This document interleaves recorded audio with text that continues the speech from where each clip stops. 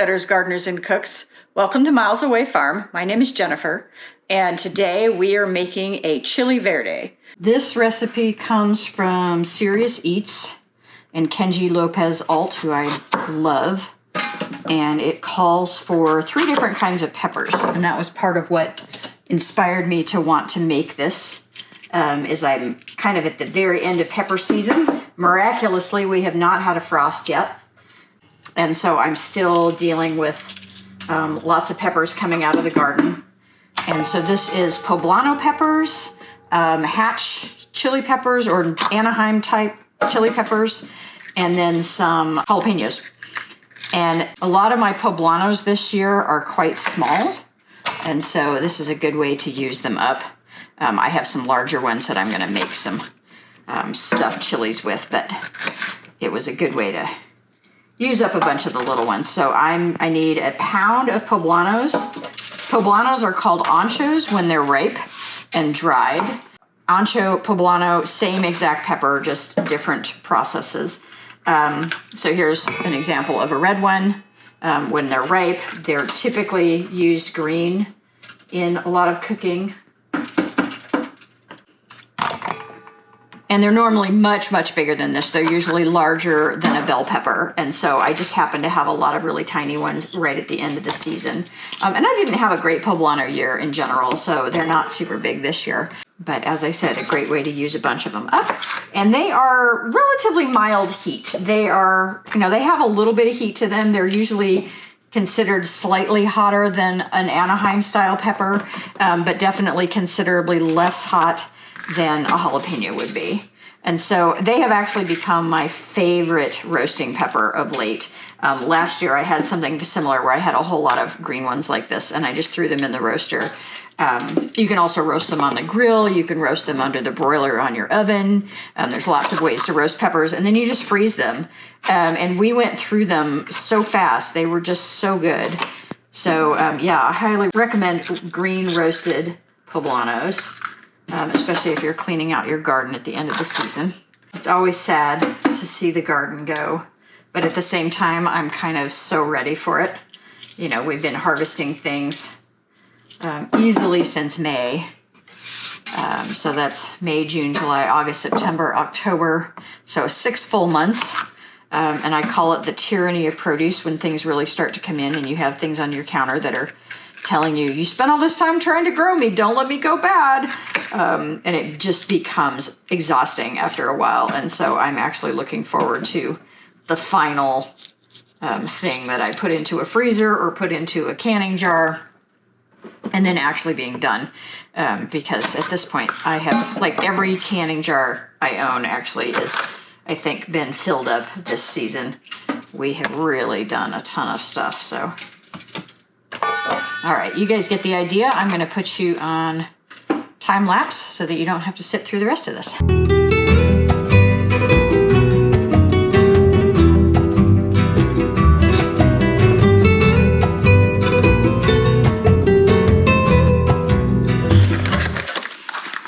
So the original recipe calls for chicken, and chili verde is typically made with pork, and I have a lot of pork in my freezer right now. So I am going to make this with pork instead of chicken. I'm just going to follow the recipe and do it with pork instead. This is a pork shoulder roast. Ooh. Give that a quick rinse and a pat dry. And because we're making this in the Instapot, we're going to pressure cook it. I am going to brown it first.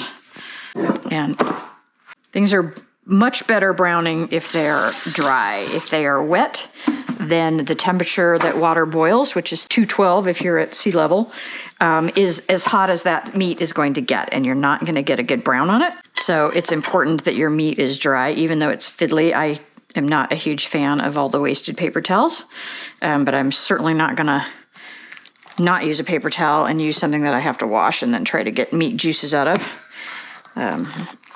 But you want your meat to be good and dry. I'm just going to sprinkle this liberally with kosher salt.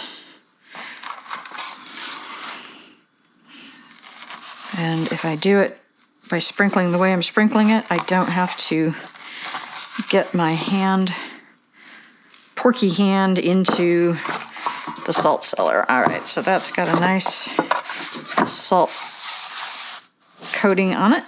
And I do a lot of cooking with olive oil, but in this particular case, I don't want the flavor of olive oil because it's definitely not an Italian recipe. And I want this on saute to start. And so I am going to use grapeseed oil. It is my new favorite neutral oil.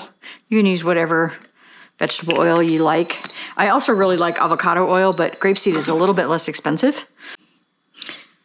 Because the bottom of this is slightly convex, I'm going to just make sure that everything is well coated. I'm going to let that warm up before I put my meat in there. So I've got my peppers done. This is Anaheim, poblano, and a little bit of jalapeno. I also need 6 cloves of garlic. And this is my own garlic from this year. Right now my garlic is out in the greenhouse, and I really need to get it out of there and processed and brought into the garage, because if it freezes, it's not going to do it any favors, and I would hate to lose what I have out there. I planted 300 feet of garlic, and each of those, it was 3 different rows, and each of those rows actually had 2 rows of garlic in it. So it was actually 600 linear feet of garlic at 8-inch spacing. So a lot of garlic. I lost a lot to gophers this year. It was ridiculous. I always lose some, but this year was particularly bad. This calls for 6 cloves of garlic, but this one is really fat, so I'm gonna call that 2. And then I need about 10 ounces of an onion. This calls for a white onion. I don't have any white onions. I really ignore whatever the suggestion is on type of onion for the most part. If I'm at the store, I'll buy that type, but honestly, an onion is an onion is an onion. I know there are subtle differences, but I am so not gonna get precious about, I can't make this recipe because I only have yellow onions and I don't have white onions. Yeah, no, not gonna happen. These are still my cipollinis. These were, I've gone through the worst ones that were really scratch and dent. These are just, just a little bit scratch and dent. And so they're in my root cellar, and they're getting used. First, this one is a double onions never store as well.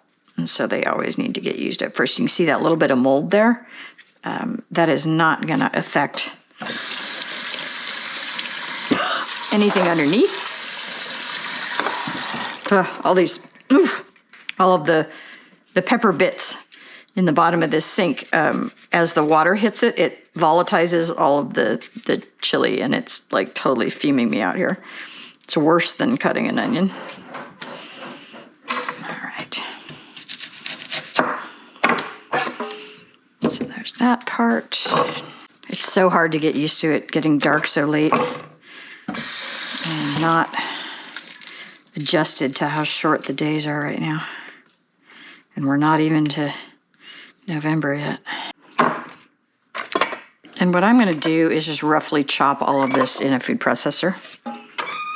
Hello, how are you? You've got food in your bowl. You could go get it. Hi. Yeah. This is Finch. He's very chatty. All right, let's see how our oil is heating up over here.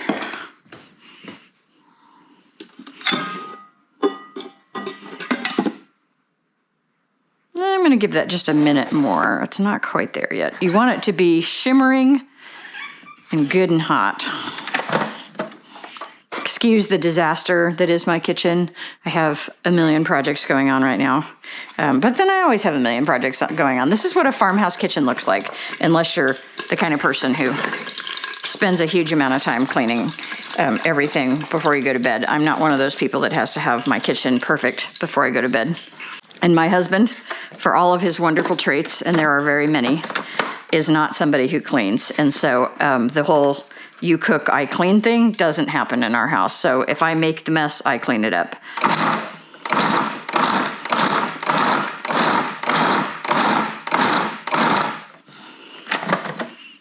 I'm looking for the other, bowl, and it's got the pork in it.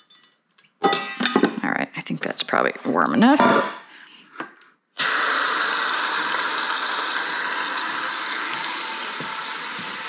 And I don't really need to rinse this because it's all going to go in the same place, but it just seems gross to put veggies on top of pork dripping, so I'm going to rinse it anyway.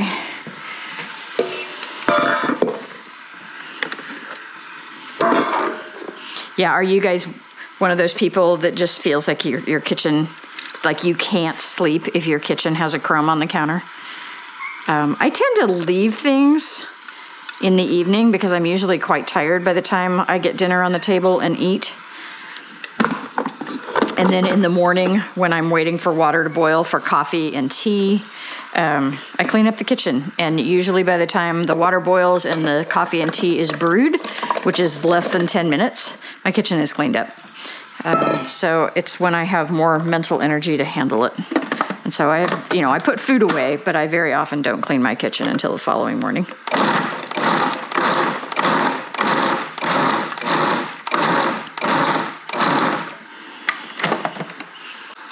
And this is all going to break down a lot in the pressure cooker, so I'm just getting it roughly chopped. Whew, that's also killing me. Got a lot of good volatile stuff happening here. I should not be using my hand for this, but I am. I'm probably going to regret it later. Although most of the heat that's in chilies is in the veins and the seeds. And so this is not going to be nearly as hot as if I had left all of that in. Woo! It is, however, very fumy. Wow. All right, we're going to let this saute and get some good browning on it, and we'll come back when I flip it, and I'll show you what it looks like. Because the other thing I forgot, or almost forgot, that's critical to this recipe is some tomatillos, and it's actually what inspired this recipe, because while I have a lot of peppers left over, this is truly the last of the tomatillos. And so this is 12 ounces of tomatillos, and I'm just going to roughly chop them in the food processor. And tomatillos, if you've never eaten them, they're related to tomatoes, and they come in that papery husk. And they are a little bit more tangy. They definitely have their own unique flavor. And they are classic in all kinds of Latin American cooking, whether it's New Mexico, Mexico, or all over Latin America. And they're really fun to grow. And you can check out my green chili verde salsa recipe on a different video that I have up. But this is probably my favorite way to use up tomatillos. When you're browning meat like this, a lot of times you can use your nose to really tell. Like I can smell that pork. So let's roll this bad boy. Let's see, oh yeah. See, that's got some really nice browning on it. I'm gonna turn it over. Get some good browning on the other side. All right, let's see how we're doing here.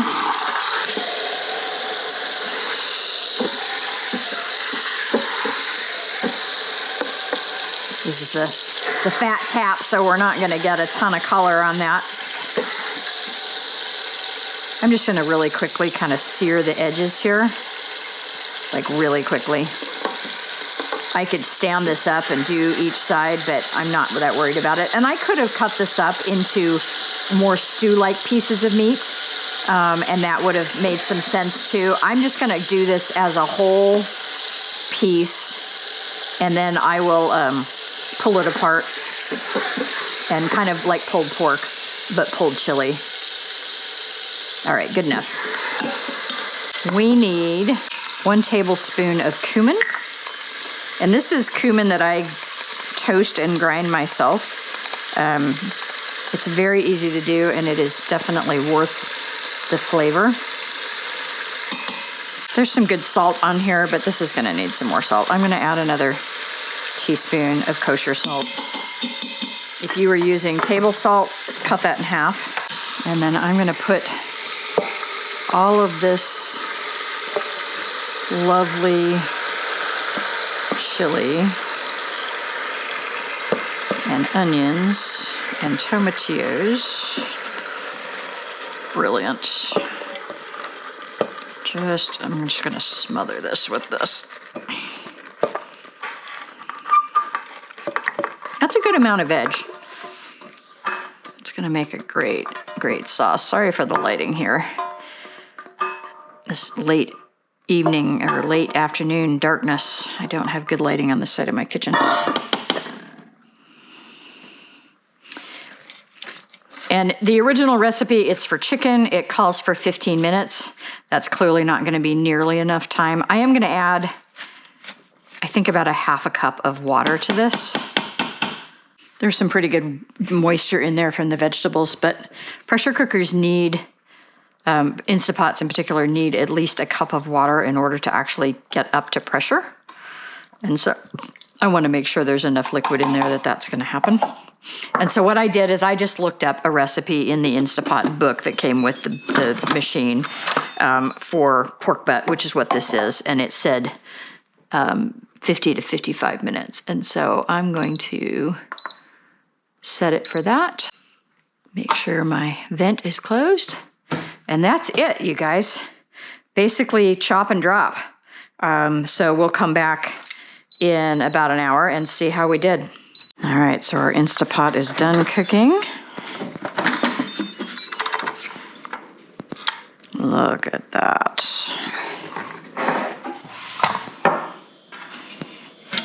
Beautiful. Bring this over here where you can see it better.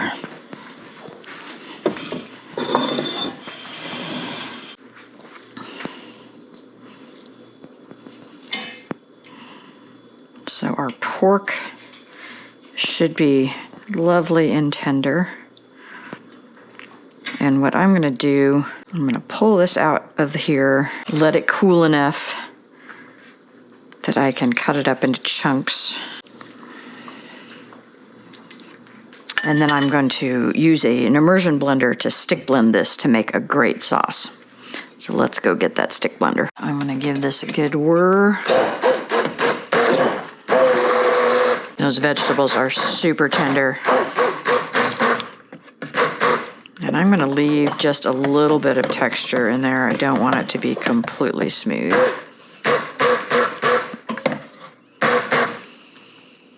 That looks about right. Oh yeah, that's just lovely. So we will let this beautiful piece of pork cool. I'll cut that fat cap off, chunk it up, and then reheat it back in the sauce with the finishing touches, which includes some cilantro and weirdly, some fish sauce, which is actually just a big giant dose of umami. And so it's gonna add some salt and some flavor and not taste fishy at all. So we'll see how that comes out.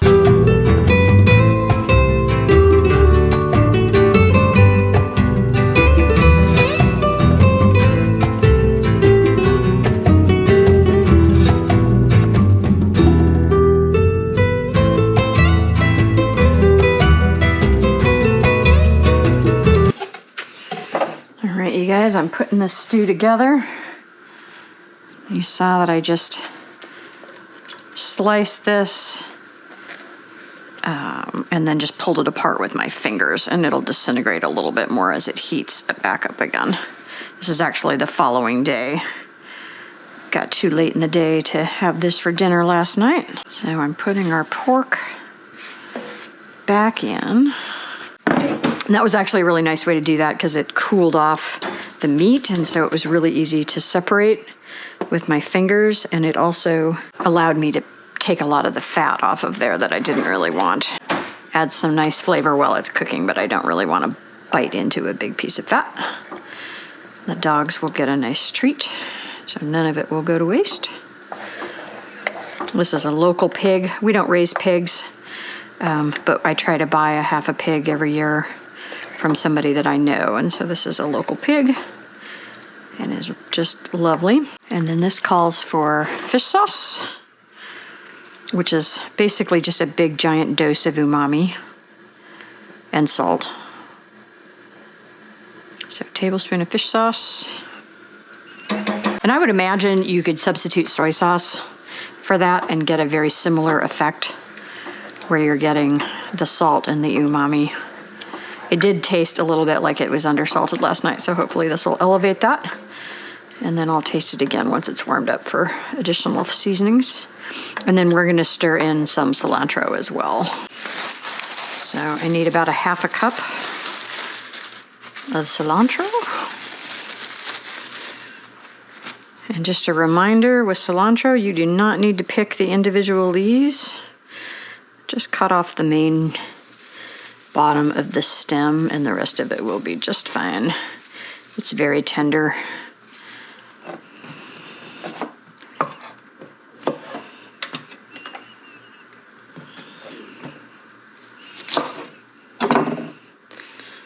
I don't want to waste any of the leaves here, but I also don't want to be too fussy with it, so it's kind of it's always a fine line where to pick that. All right, good enough. I'm just gonna wad that up and give that a nice chop.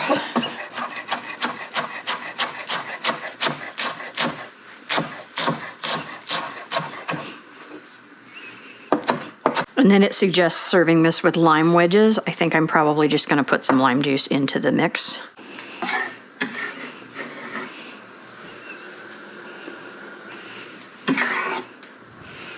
So about a half a cup of cilantro. And since I have these limes sitting here, I'm just gonna add them to the mix.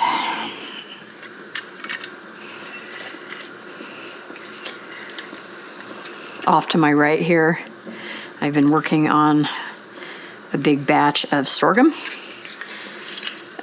syrup, because we're getting really close to a frost, and so I needed to harvest all of the sorghum that I had out there before the frost. And so that was last weekend's project, and it's coming along. We're getting there. I only got about 4 ounces out of my last batch on that video that I did for you guys, so hopefully this will give us a pint or two.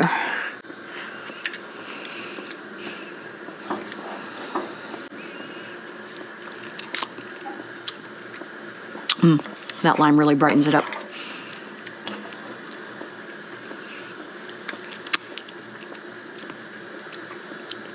Oh, that's pretty good. I think we're there.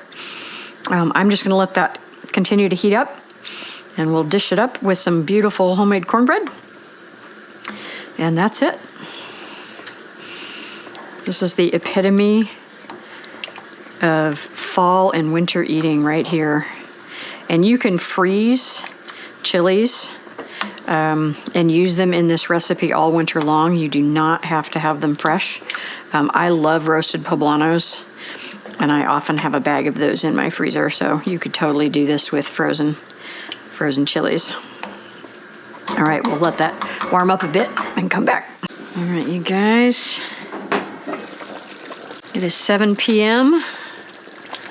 the day after the first day of filming of this, and I am starving, and so it is definitely time to eat. There is a good trick if you wanted this to be a little bit thicker. You just stir in a little bit of corn flour, and it acts as a really nice thickener. I'm gonna just leave it soupy, but you can definitely thicken it up with a little bit of cornmeal.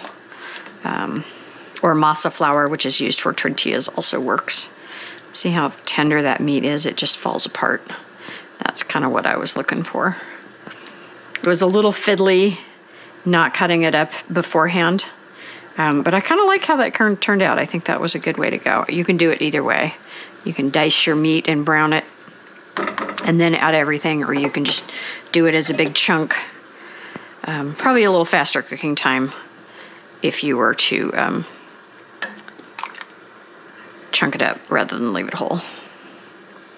Look at that beautiful color.